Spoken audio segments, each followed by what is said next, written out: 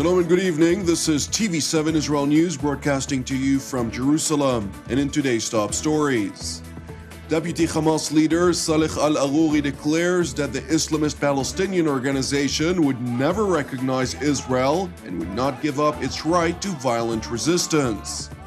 U.S. President Donald Trump declares the United States did not need Europe to support Washington were it to decide to increase sanctions or withdraw from the nuclear agreement with Iran.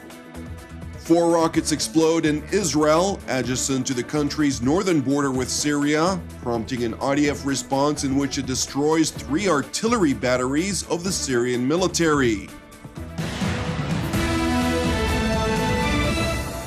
Deputy Hamas leader Saleh al-Arouri declared that the Islamist Hamas organization would never recognize Israel and would not give up its right to violent resistance, while emphasizing that the Israeli-Palestinian conflict would remain even if a Palestinian state were established within the 1967 borders. Al-Arouri, who is on a visit to the Iranian capital of Tehran, further stressed that Hamas hopes to continue receiving Iranian support to provide the Palestinian group with means that would support Hamas's ongoing resistance against Israel. During a meeting with Iran's parliament speaker Ali Larijani, al-Arouri revealed that as of today, the main and primary benefactor supporting Hamas's armed wing, the Izz al-Din al-Qassam brigades, in developing their capabilities, whether through knowledge or assistance, is Iran. Meanwhile, in Israel, it is increasingly assessed in Jerusalem that Iran is trying to establish new game rules in the Syrian theater.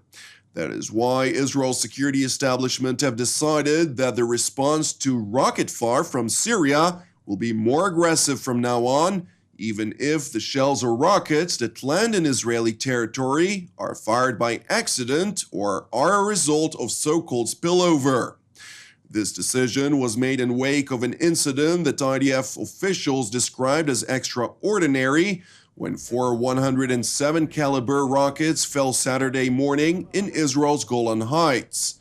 While Israeli military officials could not conclude whether the rocket fire was carried out by the Syrian army or by rebels, the IDF responded by destroying 3 artillery batteries of the Syrian military, emphasizing that the IDF used the Syrian regime of President Bashar Assad as solely responsible for any attacks emanating from Syrian territory.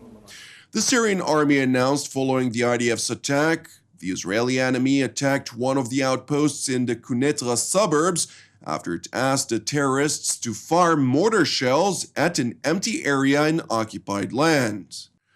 Meanwhile, a senior Israeli security official underlined a new reality in which the missiles fired at Israeli fighter jets and the Iranian chief of staff's latest statements in Damascus illustrated the threat level and the potential for escalation, that even though President Bashar Assad may not currently be interested in clashing with Israel. The official further stated that Jerusalem was also not interested in an escalation with Syria, emphasizing that there had been no change in Israel's policy. Nevertheless, Israel relayed warning messages to the Syrian regime through the Russian coordination mechanism during the Russian defense minister's visit to Israel and to UN observer forces in the Golan Heights. Now to Washington, where U.S. President Donald Trump declared in an exclusive interview to Fox News' Sunday Morning Futures that the United States did not need European support if Washington were to decide to increase sanctions or withdraw from the nuclear agreement with Iran. Do you think you're going to get the Europeans to support you in terms of sanctions, in terms of not selling technology to Iran? Honestly, I told them. They're friends of mine. They really are. I get along with all of them. Whether it's Emmanuel or whether it's Angela, I get along.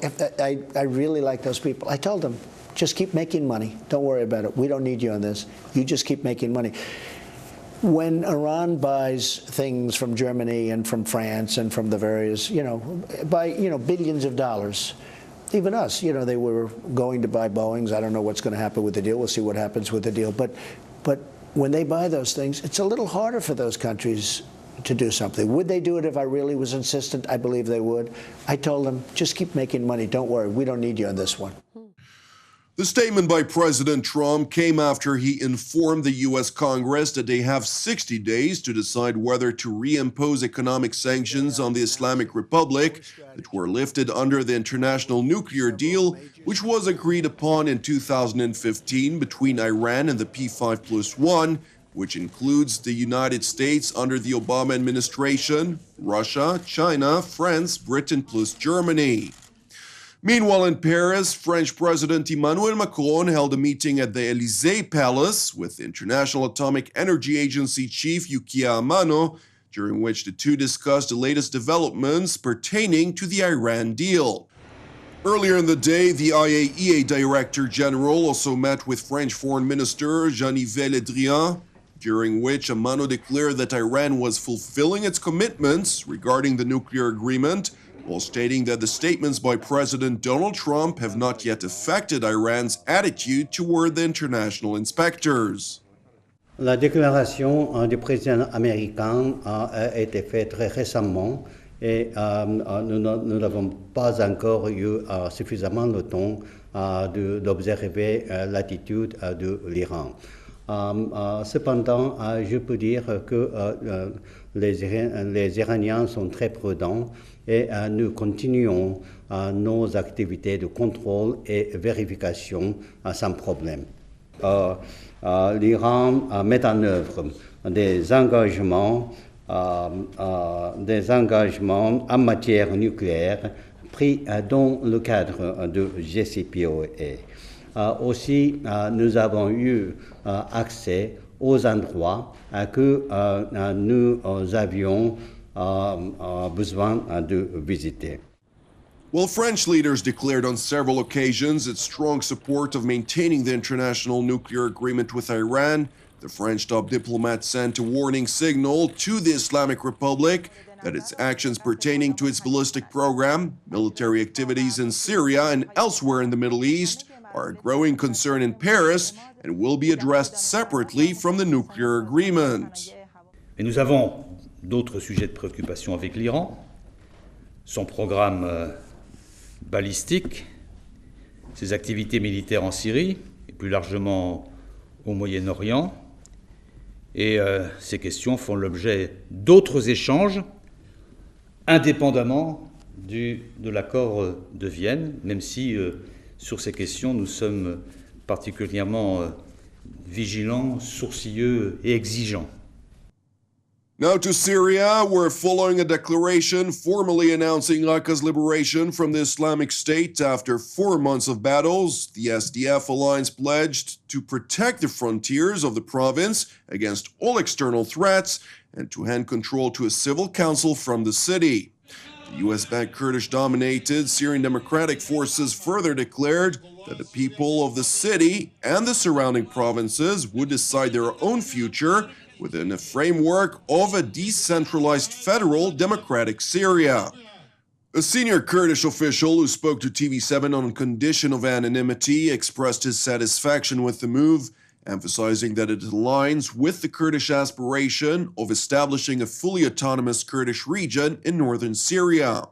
That said, the official noted that Damascus has relayed messages to the Kurdish leadership in northern Syria, in which it emphasized that it would not allow anyone, including the Kurdish leadership, to establish a state of their own, and will use all means necessary to assure that Syria will remain united under the rule of President Bashar Assad. Thank you for watching us. You can also watch us at TV7israelnews.com or TV7.fi. For any comments, please send your emails to israelnews@tv7.fi. For more updates from Israel and the region, please join our Facebook page at TV7 Israel News. Praying for the peace of Israel and the peace of Jerusalem. I'm Jonathan Hassan. Have an Erev Tov and Shavua Tov. We will see you again tomorrow at the same time.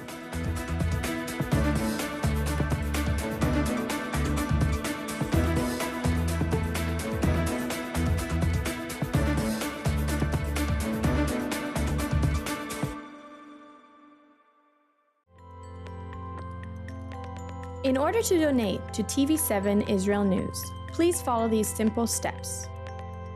First, press the Donate logo, located at the bottom left side of TV7 Israel News Facebook page, or on the Donate tab at the head of the page.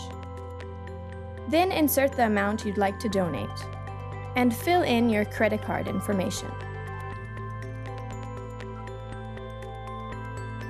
Just like this. And press Review Donation and continue. After reviewing your donation details, please press Donate to finalize your donation. That's it! Your donation is now complete, and an email with your donation details has been sent to your email address. You can also print your donation receipt by pressing the link here. Thank you for supporting TV7 Israel News.